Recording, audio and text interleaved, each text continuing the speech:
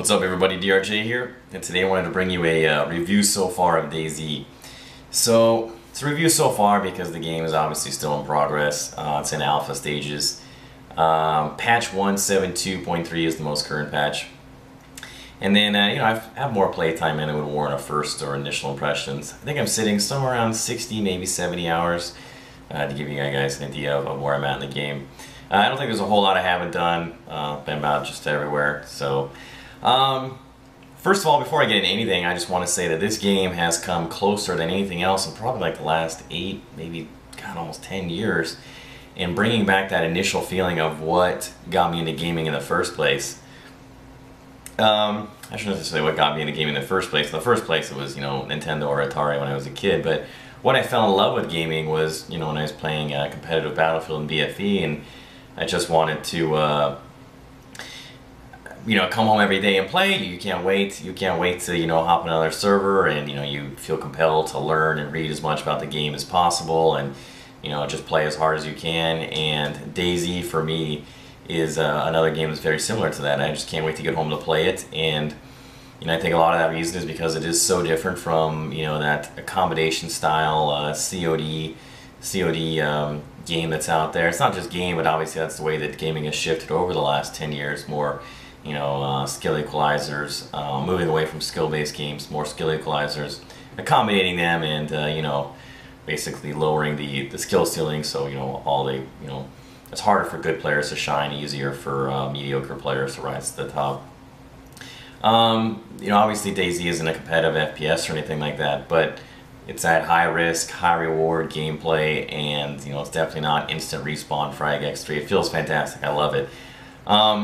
That said, I do have some criticism about the game. I think the first thing is probably the zombie aggro. I mean, this game is a zombie survival deathmatch sandbox. I don't even know how to describe it. But I think the zombies, it's not uncommon to pull one from like 200 meters off, and then they're all, all the other zombies are just sort of ignoring you, but that one will come in. Most recently with this patch, they decreased the aggro like by 20%. That was really, really helpful. But in combination with the environments, because the buildings are really awkward, and the terrain, I'll talk about that later. But they're coming through walls and regularly hitting you, and they run this fucking really, really fast zigzag pattern, and it's extremely difficult to shoot them unless you're dragging them into a building. So what ends up happening is, either you're running past them, or you're being hit by them, and it's not uncommon, to be bleeding and have a leg broken just by one swipe. It would be nice if that bleeding propensity had an increased chance to trigger with the more strikes you took repeatedly, as opposed to just running by one zombie and having him swipe you and you start bleeding and a broken leg and things like that. So zombies, like I said, it would be nice. I feel like a bit of an annoyance in my opinion. There's not as much of an incentive to sneak by them as I would like. Also, with the way the loot currently is, the majority of the loot you're getting is going to be from the drops in the world, whether it's at airfields, buildings, helicopter crash sites, whatever. The zombies really don't drop anything of any significant importance, and I think one of the ways that would be possible to encourage more survival horror, as opposed to bandits running wild and massacring everyone for their gear, would be to have zombies have an increased percentage to drop those loots. Possibility, I suppose. One of the things is the environment, like I was talking about. A lot of talk has been said about the engine itself, because you have destructible buildings and things like that. And I mean, as someone who's played a lot of games, I mean, it feels very clunky to navigate. It's anything but user-friendly. By the way, I want to differentiate user-friendliness from accommodation. I think you can have a game that's user-friendly without making it accommodating and throwing in skill equalizers. It's just very whether it's everything from joining servers to installing to just navigating your way around. I mean, Arma 2 is the first game where I felt like I needed 2 keyboards to map all the keybinds to. So the environment, like I said, zombies are regularly running through walls, teleporting.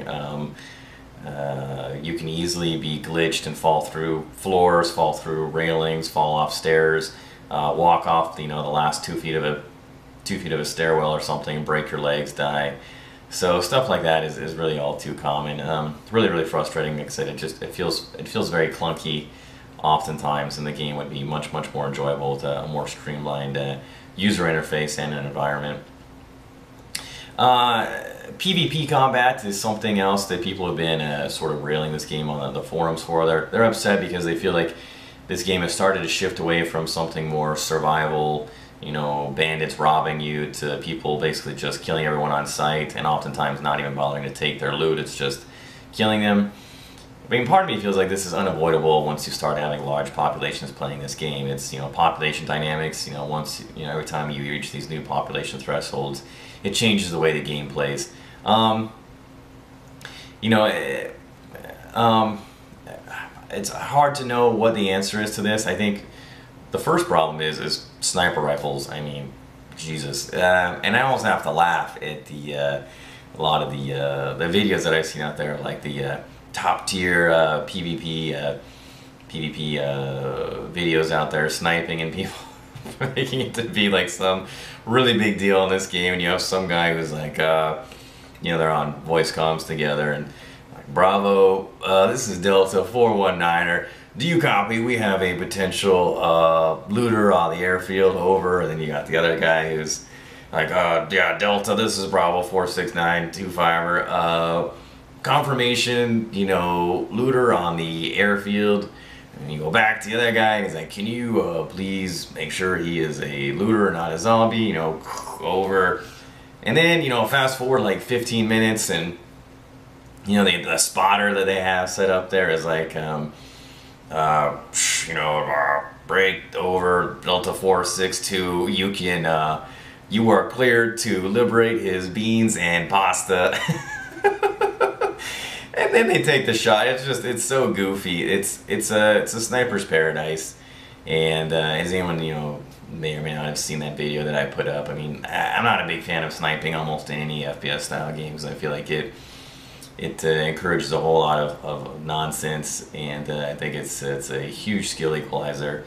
Especially in a game like this, it feels like it was designed for sniping. There's all sorts of lookout towers, and I mean, fuck, ghillie suits, and laying down in the, you know, bushes, and you can overlook like the entire city and just murder everyone. You know, the people in my video that I did just a quick little blip of me sniping some guy running on the road, and they're like, oh, you shouldn't be running down the road. But almost anywhere in game, there's, I don't know how. It's not, I mean, it's not like that guy in my video had anywhere else to go besides. Anywhere he could have gone, I could have shot him, so it doesn't matter. And anywhere you can get loot, anywhere in whatever city, whatever military spawn, like there are excellent sniper perches all over the place. So, I mean, you can basically just hope not to get shot. That's basically it. If somebody's looking at you, you're going to die. There's no tactical way to go about it other than choosing a low population server. So one of the ways to get around that would be to, like I said, possibly encourage more zombie killing as opposed to player versus player killing by getting zombies to drop better loot. Or, I mean, something extreme would be just removing sniper rifles and putting, you know, keeping those automatics and assaults. So encouraging more of a close to mid-range style game, so people have more of a chance to react or spot somebody who's shooting them as opposed to some jerkface who's, you know, 800 meters out.